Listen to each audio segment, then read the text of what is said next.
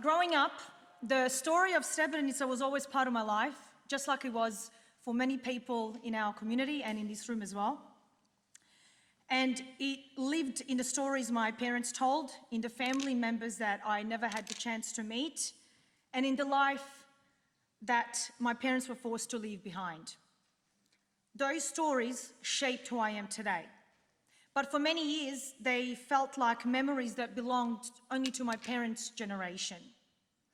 Then nearly 20 years ago, I became involved in an association, Podrinje 11th of July Srebrenica, an association founded by the survivors of the Srebrenica genocide who rebuilt their lives here in Melbourne.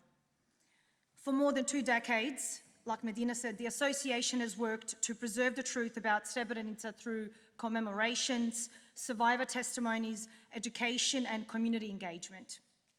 When I reflected on this year's theme, stories of grief and resilience, I realized that grief and resilience are not separate chapters in the lives of the survivors that I know.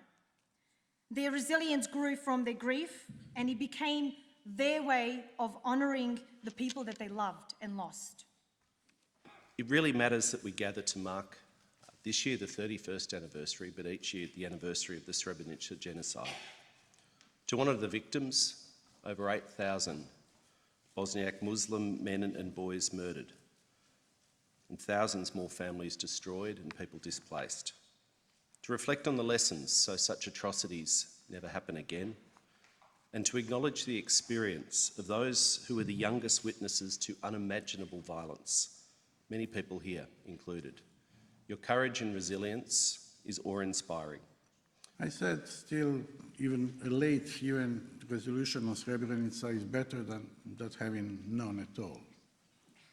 The most powerful forces in the world still use violence and don't care about international law or any human rights. We have to say that openly. There is no secret. Our new generations, with their knowledge, skills, and hard work, whether they live in Bosnia and Herzegovina or abroad, show themselves and the world that hope exists and that this can and should get better. So yes, my name is Mirsada, and I am one of the survivors of the Srebrenica genocide. Every day was a fight for survival, whether it was avoiding grenades and bullets, trying not to starve, or hoping not to become sick when no treatment was available. My mother was often left with no choice but to risk her life by traveling to neighboring villages in search for food. These journeys were usually made at night because movement under the cover of darkness was somewhat safer. My brother, sister, and I would stay home anxiously waiting for her to return, terrified that something might have happened to her. We often went to bed hungry. Sometimes my mother managed to find a little milk and some biscuits, but often that was all we had. Some nights we slept fully dressed with our shoes on, prepared to flee at a moment's notice if the front lines collapsed and enemy forces entered the town. So just imagine we are talking here about a 7-8-year-old that goes to bed each night fearing that armed strangers might come and kill you and your family.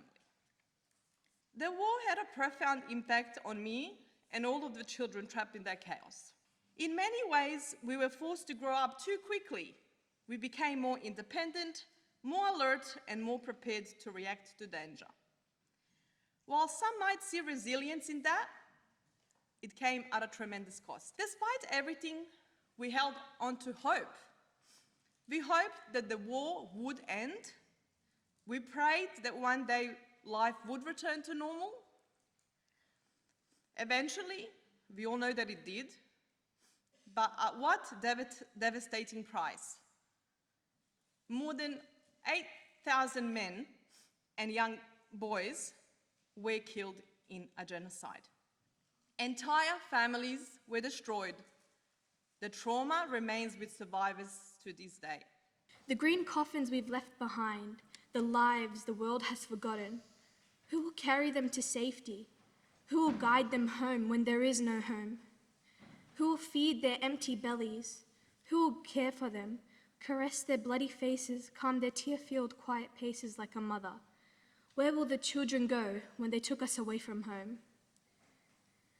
Where did the children go when little children were left lifeless in the very country they called home? Where will the children go when they were lost in a war they did not understand?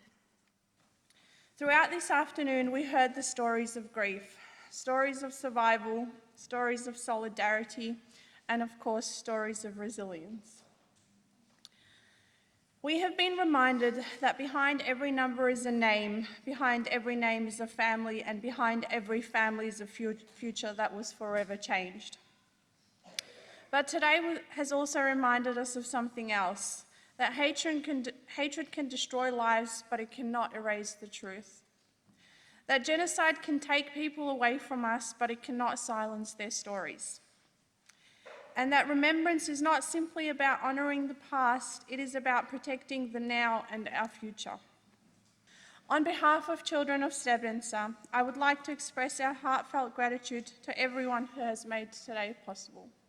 Thank you to everyone of you who joined us today. Your presence matters because remembrance matters.